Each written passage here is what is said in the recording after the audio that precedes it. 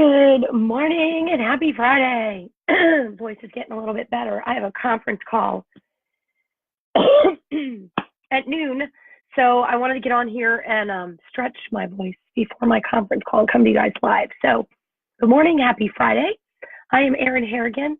I am an entrepreneur coach and the founder of Hustle with Heart, helping entrepreneurs align results to God's truth. And that is based on my experience and my journey as a brand ambassador for the healthy living company, Arbonne. And this is our daily dose. And for those of you that maybe, what is going on? I don't know. For those of you that maybe this is your first daily dose, I come to you live every morning with a daily dose of God's word in the topic of pursuing success God's way. Guys, I'm going to tell you today is a tough one. It's a tough one. It's going to be a little bit painful. But I know from personal experience, this is exactly the lesson that I've been learning and needed to learn.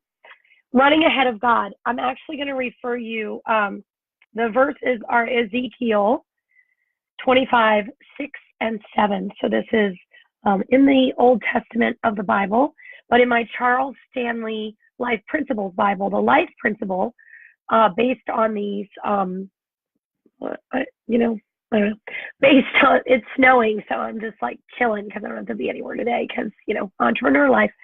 And I get to do everything from my laptop. So like, how awesome is that? Anyway, this life principle is whatever you acquire outside of God's will eventually turns to ashes.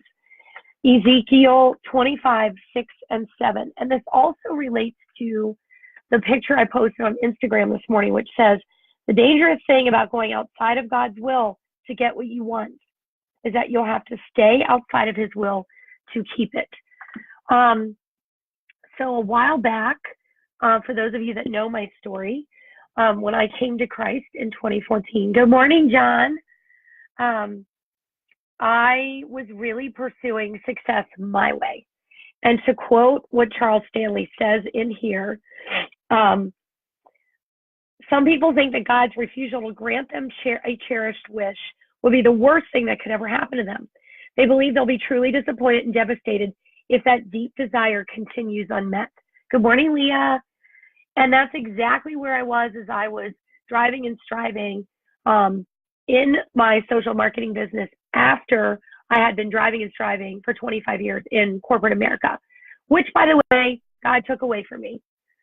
In one fell swoop, lost that job. Yes, in the long run, a blessing, but an incredible financial lesson that my husband and I had to learn.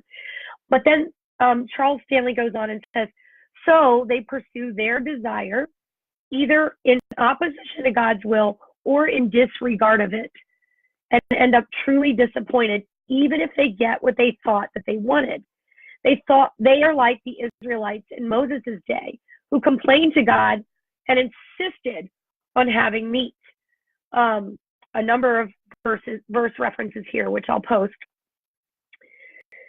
Psalm 106:15 tells us he gave them their request, but sent leanness into their soul, so their desire became a curse.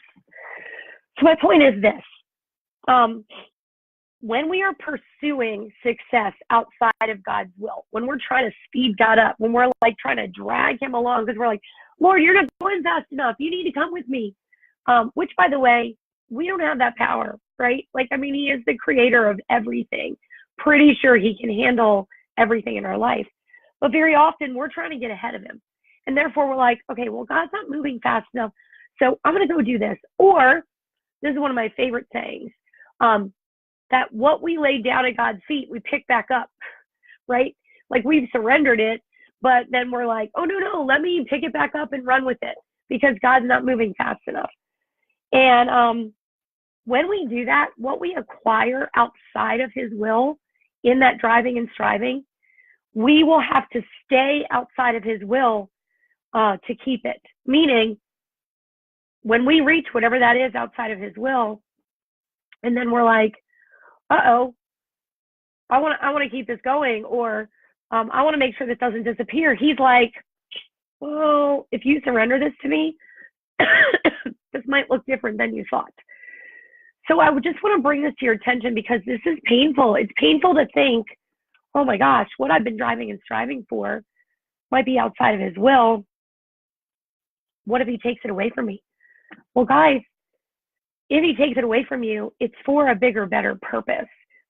And I think that digs into what is our ultimate vision? Is it material? Is it the stuff? What are the fruits that we're looking to bear?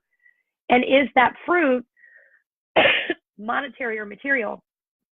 Because I'm here to tell you that in Galatians 5:22 and 23, it outlines the fruit of the Spirit. And the fruit of the Spirit, when we are followers, when we are building God-centered businesses, when we are pursuing success God's way, it's not material things. Please know I am not saying there's anything wrong with material things. That's not what I'm saying. But what I'm saying is, what are we pursuing? And are we pursuing things within his will? And if we're not, how hard are we going to have to work to keep those things that we acquired outside of his will? Because when we run ahead of him, we limit him. When we run out ahead of him, we fence him in. And we say, okay, Lord, well, I know you can handle this, but I'm going to go handle that. I think I got that. He wants to have an intimate relationship and control over and surrender of every part of our life, you guys. And I can promise you that while that may feel like it slows down your journey to wherever you're going, in the end, you will have so much more fulfillment. He will bring the most amazing people into your path for you to lock arms with and partner with. And I know right now in my social marketing business, it does not look the way that I planned for it to look when I was doing it outside of his will. But I know that he has great purpose in that for me. And that if I simply keep surrendering it to him and keep doing what he's called me to do, which is to deliver this message, that he is going to bless that beyond what I could think or imagine, which, by the way, is Ephesians 3:20. So lots of verse references for you today. I'm going to post them below. But I just wanted to bring that to your attention, drop that in your spirit today. So a couple things. Number one, if this appeals to you, feel free to like it, engage with it, share, tag your friends on it if you feel like, oh, I know somebody that needed to hear that. Number two, please go to the Success God's Way community. Become a member of the community. We are a community of like-minded, God-centered entrepreneurs pursuing success God's way and encouraging each other along the way, because that's not always what the world wants us to do, but it's what God calls us to do. And that takes a village and a community to surround you in that. Number three, I'm going to be going live in my Success God's Way community this Sunday for my weekly dose at 8:30 p.m. on Sunday, so watch for that. And then, of course, go find me on YouTube. And coming soon, my Hustle with Heart podcast is going to be coming, and I'm super excited, and I'll tell you guys all about that. So have a fantastic Friday. Comment below what this brought out for you. If you want to challenge it, that's okay too. But hopefully you find it helpful. All right.